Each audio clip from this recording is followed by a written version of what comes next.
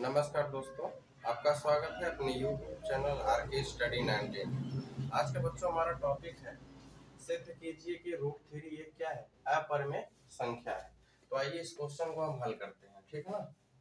तो सबसे पहले हम क्या करेंगे कि हमको सिद्ध करना है अपरिमेय संख्या है, तो इसका अपोजिट हम मान के चलेंगे कि हम ये क्या है, परिमेय संख्या है। तो यहाँ पे हम लिखेंगे माना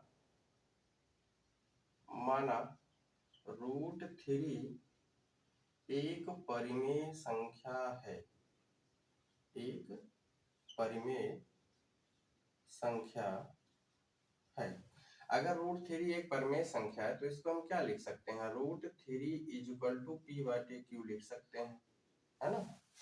पी बाई क्यू, अगर रूट थ्री क्या है, परिमेय संख्या है, तो हम इसको लिख सकते हैं पी बाई क्यू। आगे देखते हैं, यहाँ पे कुछ कंडीशन होता है परिमेय संख्या का। यहाँ पे हम लिखेंगे Q not is equal to क्या होना चाहिए, Q not equal to zero, मतलब क्यू का वैल्यू जीरो नहीं होना चाहिए। फिर और आगे लिखेंगे और पी तथा क्यू, पी तथा क्यू एक सह अभाज्य संख्या है, सह एक सह अभाज्य संख्या है ना, एक सह अभाज्य संख्या है। इसके बाद हम क्या करेंगे, अब आगे चलते हैं, इसको थोड़ा हम व्यवस्थित करके लिखते हैं। यहाँ पे रूट थ्री इंटू क्यू हो जाएगा बराबर पी। अगर यहाँ से हम पी का मान निकालें, अब हम क्या करेंगे, इसको हम समीकरण नंबर एक नाम दे देंगे, है ना।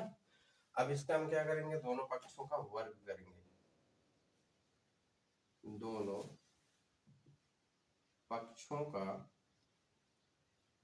वर्ग करने पर, दोनों पक्षों का वर्ग करने पर, अब हम दोनों पक्ष का वर्ग करेंगे, तो वर्ग कर दीजिए। रूट थ्री इंटू क्यू का होल स्क्वायर हो जाएगा बराबर में पी का होल स्क्वायर हो जाएगा।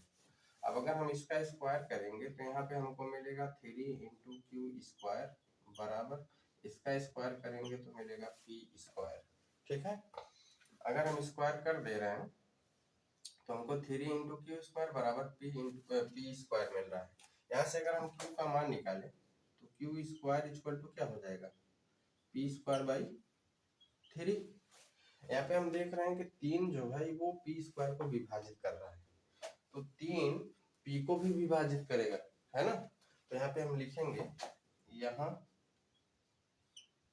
तीन पी स्क्वायर को विभाजित कर रहा है, विभाजित कर रहा है, अतः तीन पी को भी विभाजित करेगा, पी को भी विभाजित करेगा।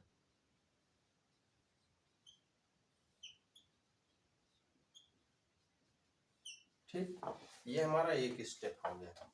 अब दूसरे स्टेप में हम क्या करेंगे, दूसरे स्टेप में हम यहाँ लिखेंगे माना P बराबर हम 3m मान लेंगे, क्या कर लेंगे, P बराबर 3m। अब P का वैल्यू उठा के कहाँ रखेंगे, समीकरण 1 में, यहाँ पे लिख देंगे P का मान समीकरण एक में रखने पर, एक में रख दीजिए। तो एक में रखेंगे तो हमको मिलेगा रूट थ्री इंटू क्यू बराबर 3m, ये p के जगह पे हमने रख दिया।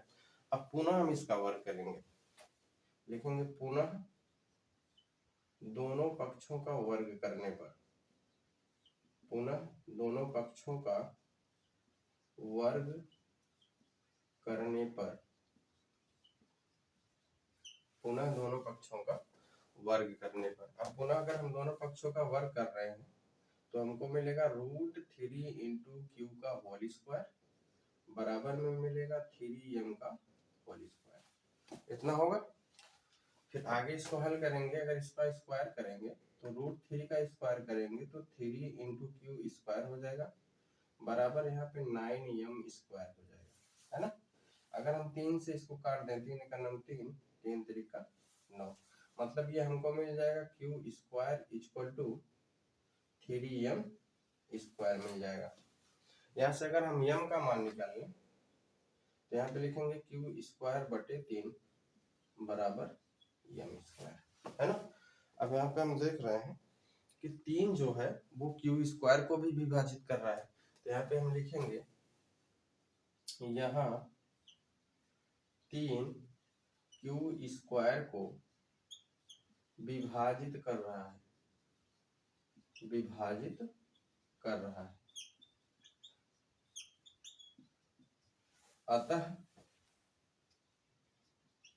अतः 3 क्यू को भी विभाजित करेगा,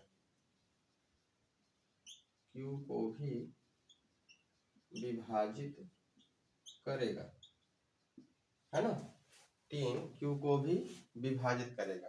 तो अब हम यहाँ पे देख रहे हैं कि जो हमारे द्वारा मानी गई कल्पना थी कि P और Q सभाज्य संख्या, इसका उभयनिष्ठ गुणनखंड केवल क्या होना चाहिए, 1 होना चाहिए। लेकिन यहाँ पे हम देख रहे हैं 3 जो है वो P को भी विभाजित कर रहा है और Q को भी विभाजित कर रहा है, मतलब इसका कितना उभयनिष्ठ गुणनखंड हो गया, 2 हो गया। तो हमारे द्वारा मानी गई कल्पना क्या है, गलत है, क्योंकि सभाज्य संख्या होती है जो उसका एक ही उभयनिष्ठ गुणनखंड होता है। तो ये हम यहाँ पे लिखेंगे, अतः हमारे द्वारा मानी गई कल्पना गलत है, हमारे द्वारा मानी गई कल्पना गलत है। अतः √3 एक अपरिमेय संख्या है, अपरिमेय संख्या है। बस हम उम्मीद करते हैं आपको ये क्वेश्चन समझ में आ गया होगा, क्योंकि इस क्वेश्चन में कुछ स्टेप आपको याद रखना होगा, तभी ये हल हो पाएगा। और ये बोर्ड पेपर में कम से कम 2 या 3 नंबर का क्वेश्चन इससे पूछा जाता है, इसको आप प्रैक्टिस कीजिए। इससे संबंधित क्वेश्चन कुछ और है, जैसे √5, √7, है ना। तो क्वेश्चन आप होमवर्क है, आप उसको हल कीजिए। बस आज के लिए इतना ही, तब तक के लिए नमस्कार।